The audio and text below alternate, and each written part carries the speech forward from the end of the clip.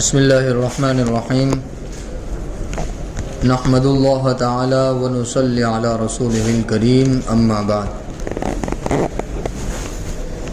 الحمدللہ آج کی تراویح میں ہمارا 30واں پارہ تقریباً پونا پارہ پڑھ لیا گیا ہے۔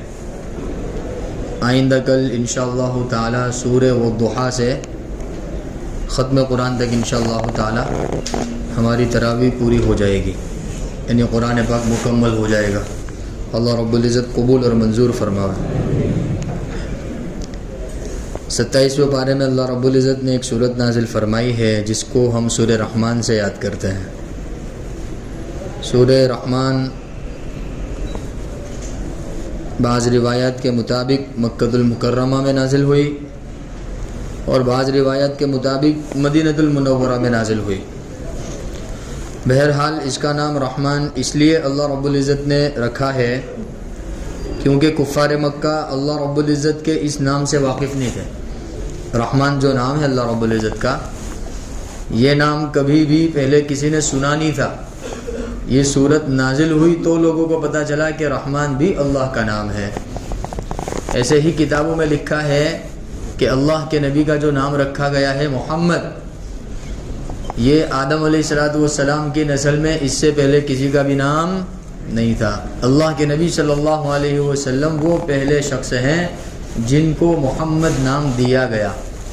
گویا کہ اللہ رب العزت نے سب سے پہلے اللہ کے نبی صلی اللہ علیہ وسلم ہی کے لیے اس نام کو پیدا فرمایا تھا، محمد۔ ایسے ہی رحمان کے پہلے کسی کے علم میں نہیں تھا کہ رحمان یہ بھی اللہ کا نام ہے۔ اس لیے اس سورت کی ابتدا ہی میں اللہ رب العزت نے اپنے نام کو نازل فرمایا تاکہ لوگوں کے درمیان تعارف ہو جاوے کہ اللہ رب العزت کی ذات رحم کرنے والی کیا ہے، تاکہ نا امید نہ ہو جاوے۔ بہت سارے گنہگار بندے اللہ رب العزت کے ایسے ہیں جو نا امید ہو جاتے ہیں، مایوس ہو جاتے ہیں، تو قیامت تک کے پیدا ہونے والے مسلمانوں کو اور گنہگاروں کو گویا کہ اللہ رب العزت نے ایک خوشخبری کے طور پر الرحمن فرمایا کہ تمہارا پروردگار ایسا ہے جو بہت زیادہ رحم کرنے والا ہے۔ تو سورہ رحمان کی بڑی فضیلت احادیث میں آئی ہے۔ سنن بیہقی کی روایت ہے، اللہ کے نبی صلی اللہ علیہ وسلم فرماتے ہیں، ماں عائشہ صدیقہ رضی اللہ تعالیٰ عنہ کی روایت ہے، حضرت عبداللہ ابن عباس کی بھی روایت ہے، عبداللہ ابن مسعود بھی اس کے راوی ہیں۔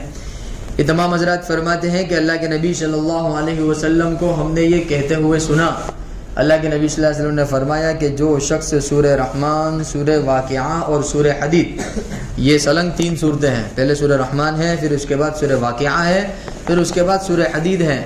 فرمایا کہ جو شخص ان 3 صورتوں کا پڑھنے والا ہوتا ہے، زمین اور آسمان کی بادشاہت میں اس کو جنت الفردوس کا رہواسی بلایا جاتا ہے کہ بھئی یہ تو جنت الفردوس کا رہنے والا ہے۔ کتنی بڑی فضیلت ہے۔ دنیا کے اندر اگر کوئی بہت بڑی سٹی کا رہنے والا ہو تو وہ کتنے فخر کے ساتھ کہتا ہے کہ بھئی میں تو فلاں علاقے کا رہنے والا ہوں، میں تو امریکہ سے ہوں، میں تو لنڈن سے ہوں، میں تو گجرات سے ہوں، میں تو یہاں سے ہوں۔ فخریانہ انداز میں کہا جاتا ہے۔ جو لوگ سورہ رحمان، سورہ واقعہ اور سورہ حدید کی تلاوت کرتے ہیں، اللہ رب العزت کے یہاں زمین اور آسمان کی بادشاہت میں ان کو کہا جاتا ہے ساکن الفردوس، کہ یہ تو جنت الفردوس کا رہنے والا ہے۔ یہ کہاں کا رہنے والا ہے؟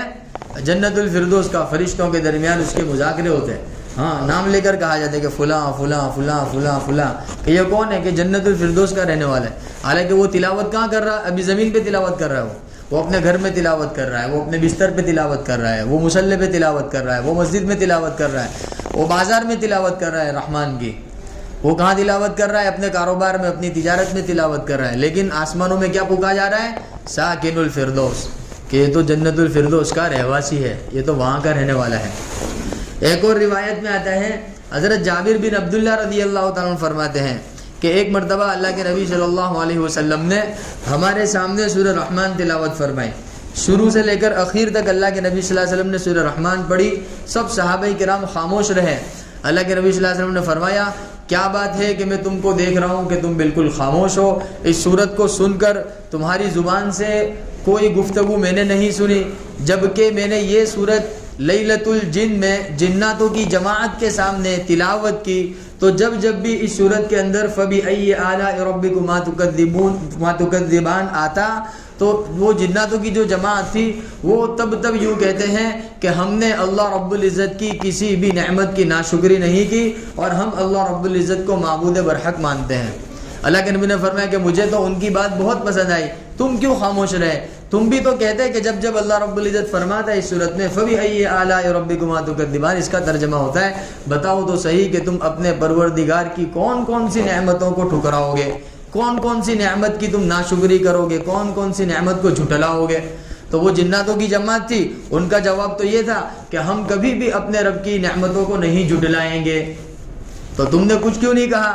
اللہ کے نبی صلی اللہ علیہ وسلم نے گویا کہ صحابہ کرام کو یہ تعلیم دی۔ اور یہ جو جملہ ہے فَبِأَيِّ آلَاءِ رَبِّكُمَا تُكَذِّبَانِ، اس صورت میں 31 مرتبہ اللہ رب العزت نے نازل فرمایا، اور بڑا اہم جملہ ہے۔ اور اس جملے سے پہلے اللہ رب العزت نے اپنی نعمتیں شمار کرائی، اس لیے کہا جاتا ہے کہ اللہ رب العزت کی نعمت کی ناشکری نہیں کرنی چاہیے۔ ناشکری کی تعلیم اور شکر گزاری کی تعلیم دینے کے لیے اور ناشکری سے بچنے کے لیے اللہ رب العزت نے گویا کہ اس صورت کو نازل فرمایا۔ اللہ پاک فرماتا ہے کہ الرحمن، تمہارا پروردگار بڑا رحیم ہے، علم القرآن، اسی نے تم کو قرآن سکھایا، خلق الانسان، اسی نے انسان کو پیدا کیا، علمہ البیان، اسی نے انسان کو بولنا سکھایا، الشمس والقمر بحسبان، اسی نے چاند اور سورج کو حساب کتاب کے ساتھ چلنا سکھایا، وقت پر نکلنا، وقت پر غروب ہو جانا، یہ چاند اور سورج کے اندر بالکل کامن بات ہے۔ والنجم والشجر یسجدان، اللہ تو وہ ذات ہے کہ ستارے اور درخت بھی اس کے سامنے کیا ہے کہ سجدے میں پڑے ہوئے، سجدہ ریز ہے۔ والسماء رفعها ووضع الميزان، اللہ ہی نے آسمان کو بلند فرمایا، اللہ ہی نے میزان کو قائم فرمایا۔ اللہ تطغوا فی المیزان، دیکھو ترازو میں تولنے میں کمی مت کرنا، اللہ پاک کہہ رہا ہے، تاجروں سے کہہ رہا ہے نا کہ ناپ تول میں کیا مت کرنا، کمی مت کرنا۔ وَأَقِيمُوا الْوَزْنَ بِالْقِسْطِ، ناپ تول میں انصاف کے ساتھ معاملہ کرنا، ڈنڈی مت مارنا۔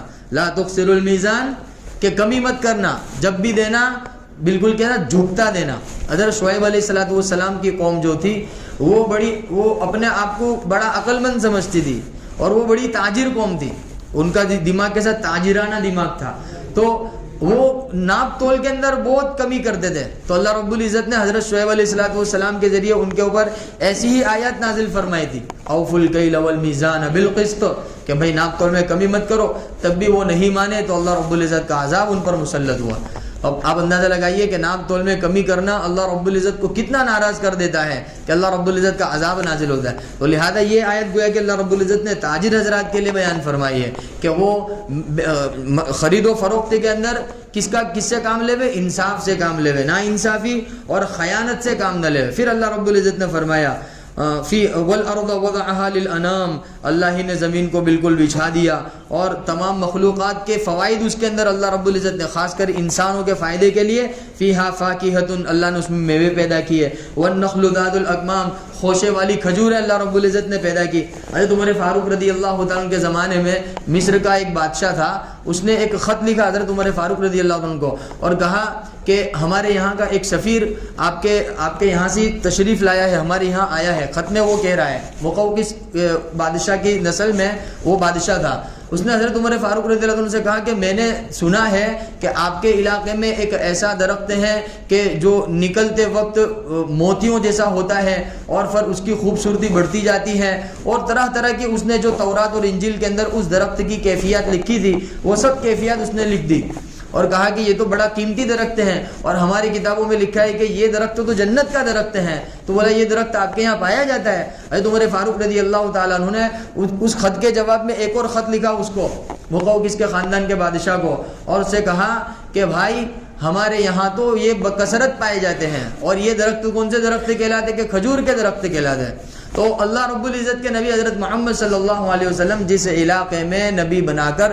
مبعوث ہونے والے ہیں، اللہ نے پہلے ہی اس سرزمین کو کیسا بنا دیا تھا کہ جنت کے درختوں سے سجا دیا تھا۔ یہ ہمارے نبی حضرت محمد صلی اللہ علیہ وسلم کے استقبال میں تھا گویا کہ. تو اللہ نے اسی طرف ارشاد فرمایا فیہا فاکہۃ، ہم نے تم کو کیسی زمین دی کہ اس میں میوہ جات ہے، والنخل ذات الاکمام، اور خوشے والے کھجور کے درخت ہیں، والحب ذو العصف والریحان، اور خوشبودار پھل بھی ہیں، خوشبودار فروٹ بھی ہیں، اور خوشبودار پھول بھی ہیں. فَبِأَيِّ آلَاءِ رَبِّكُمَا تُكَذِّبَانِ، بتاؤ تو صحیح کہ تم اپنے پروردگار کی کون کون سی نعمتوں کو جھٹلاؤ گے. تو جناتوں کی جماعت نے کیا کہا تھا کہ ہم اپنے پروردگار کی کسی بھی نعمت کو نہیں جھٹلائیں گے. جب جب بھی یہ آیت آتی تو جناتوں کی جماعت اللہ کے نبی صلی اللہ علیہ وسلم کے سامنے یہ کہتی کہ ہم اپنے پروردگار کی کسی بھی نعمت کو نہیں جھٹلائیں گے، ہم اپنے پروردگار کی کسی بھی نعمت کو نہیں جھٹلائیں گے. پھر اللہ رب العزت نے انسان کی پیدائش کو بیان فرمایا. پھر اللہ رب العزت نے اپنی وحدانیت کو ایسی پوری صورت میں اللہ رب العزت نے اپنی قدرت کو بیان کر کے، اپنی نعمتوں کو بیان کر کے، پھر بار بار اللہ رب العزت نے گویا ہم سے پوچھا بتاؤ تو صحیح تم اپنے پروردگار کی کون کون سی نعمتوں کو جھٹلاؤ گے. اس لیے کتابوں میں لکھا ہے کہ ایمان والا جب شکر گزار بنتا ہے تو اللہ رب العزت اس کے ساتھ نعمت والا معاملہ فرماتا ہے، رحمت والا معاملہ فرماتا ہے. ایک حکایت بھی لکھی ہے کتابوں میں شکر گزاری اور ناشکری کے اوپر. فارسی کی ایک کتاب ہے، اس کے اندر ایک حکایت لکھی ہوئی ہے کہ ایک اللہ والا کا ایک جنگل کے اندر گزر ہوا. وہ جنگل کے اندر ایک مالدار آدمی بھی رہتا تھا، ایک فقیر آدمی بھی رہتا تھا. مالدار آدمی کے پاس گزر ہوا، اس سے پوچھا بھائی کیا حال چال ہے؟ کہنے لگا اللہ کا شکر ہے، بہت اچھی زندگی گزر رہی ہے. اللہ والوں نے اس کو دعا دی، اللہ نے اس کی اور اضافہ کر دیا اس کی نعمتوں میں. فقیر کے پاس گزر ہوا تو وہ رونے لگا، کہنے لگا کب تک اس طرح زندگی گزاروں گا. اللہ والے تو اس کو کچھ کہا نہیں، چلے گئے. اتنے میں ایک آندھی چلی، جو جسم پہ چادر اوڑھ رہا تھا وہ چادر بھی اڑ گئی. یہ ناشکری کی دیکھو، جب آدمی ناشکری پر آتا ہے نا تو پھر اللہ رب العزت اس کے پاس جو بھی ہوتا ہے وہ بھی چھلے. اللہ نے آیت نازل فرمائی ہے قرآن پاک میں لئن شکرتم لازیدنکم، اگر تم شکر گزاری کرو گے تو ہم تمہیں مزید دیں گے. کہ مالدار ہے تو مزید مالدار بنا دیں گے. وَلَئِن كَفَرْتُمْ، اور اگر تم ناشکری کرو گے تو جو ہے وہ بھی کیا کر لیا جائے گا؟ چھین لیا جائے گا. اس لیے زبان سے ایسے الفاظ استعمال کرنے سے پرہیز کرنا چاہیے جس میں کہتے یار جب دیکھو جب یار میرا ہی نقصان ہوتا ہے، جب دیکھو جب میرا ہی یہ ہوتا ہے وہ ہوتا ہے. کیا پتہ اللہ رب العزت کے یہاں اس ظاہری نقصان کے بدلے میں کیا کیا نعمتوں سے نوازا جا رہا ہو اور کیا کیا ہمارے اکاؤنٹ میں لکھا جا رہا ہو ہمارے علم میں ہے. دنیا تو بہرحال ختم ہو جانے والی ہے. کیا دنیا کا نقصان، اتنا نقصان سمجھ لیا ہم نے اس کو کہ ہم ناشکری والے الفاظ زبان سے نکالنے لگ گئے. اس لیے بار بار اللہ رب العزت ہم سے پوچھ رہا ہے، ہم سے کہہ رہا ہے، ہم سے سوال کر رہا ہے فَبِأَيِّ آلَاءِ رَبِّكُمَا تُكَذِّبَانِ، تم اپنے پروردگار کی کون کون سی نعمتوں کو ٹھکراؤ گے. چلو دنیاوی اسباب پاس نہیں ہے تو کیا ہم ناشکرے بن جائیں گے؟ اللہ نے آنکھیں نہیں دی، اللہ رب العزت نے ہاتھ نہیں دیے، اللہ نے زبان نہیں دی، اللہ رب العزت نے چلنے کے لیے پاؤں نہیں دیے، اللہ رب العزت نے کھانے کے لیے چبانے کے لیے دانت نہیں دیے، اللہ رب العزت نے پیٹ نہیں دیا، اللہ رب العزت نے پورا جسم نہیں بنایا، جسم کے اندر اللہ نے روح کا نظام نہیں چلایا، ایسی تندرست دی اللہ رب العزت نے. ہم اپنا کام اپنے ہاتھوں سے کر رہے یا کچھ کم نعمت ہے اللہ رب العزت کی. ایک اور حکایت کتابوں میں لکھی ہے کہ ایک شخص اس کا ایک ہاتھ کٹ گیا، کسی حادثے میں کٹ گیا ہوگا، کچھ عرصے کے بعد اس کا دوسرا ہاتھ بھی کٹ گیا تو اس کو بہت افسوس ہوا اور وہ اپنی زندگی سے کیا ہو گیا؟ بالکل مایوس ہو گیا کہ بس اب میرے کو تو زندہ رہنا نہیں ہے. تو وہ خودکشی کرنے کے لیے، اپنے آپ کو ہلاک کرنے کے لیے ایک علاقے میں پہنچ گیا. اب وہاں اس نے دیکھا کہ ایک بندہ ایسا ہے جس کے دونوں ہاتھ نہیں ہے اور ایک پیر بھی نہیں ہے، لیکن وہ بڑا خوش نظر آ رہا ہے. وہ کیا ہے؟ بڑا خوش نظر آ رہا ہے. تو وہ یہ منظر دیکھ کر اس کو بڑا وہ ہوا، سبق حاصل ہوا. وہ اس بندے کے پاس گیا، کہنے لگا یار میرے دو ہاتھ نہیں ہے، میں مرنے پہ تلا ہوا ہوں اور تو اتنا خوش ہے. تو وہ کہنے لگا کہ جب سے میرے یہ دو ہاتھ اور پیر سے میں معذور ہوا ہوں تب سے اللہ رب العزت کی جانب سے روزی کے ایسے دروازے کھل گئے ہیں کہ نہ مجھے کچھ کرنا پڑتا ہے، نہ مجھے کسی چیز کے لیے کہیں جانا پڑتا ہے. اللہ رب العزت کی جانب سے سب انتظام ہو گئے. کھانے کے لیے کھانا حاضر ہو جاتا ہے، پانی کے لیے پانی حاضر ہو جاتا ہے، جب میں سونا چاہتا ہوں لیٹانے کے لیے لوگ حاضر ہو جاتے ہیں. اللہ رب العزت نے گویا کہ خدمت گزاروں کو لگا دیا ہے. اللہ رب العزت نے کیا کر دیا ہے کہ نعمتوں کے انبار لگا دیے. تو کیوں میں اپنے پروردگار کی نعمتوں سے ناخوش ہوں؟ میں تو خوش ہوں گا. تو یہ ہے اللہ رب العزت کی جو ترتیب ہے، اس ترتیب کے مطابق اگر بندہ خوش رہے گا تو پھر اللہ رب العزت کی جانب سے کیا ہوں گے؟ حالات تبدیل ہوں گے. یہ اللہ کی جانب سے ایک امتحان کی گھڑی ہوتی ہے. اب یہ گھڑی کتنی لمبی ہوتی ہے اللہ ہی کے علم. ہو سکتا ہے 1 سال ہو سکتا ہے 5 سال ہو سکتا ہے 50 سال بیت جائے.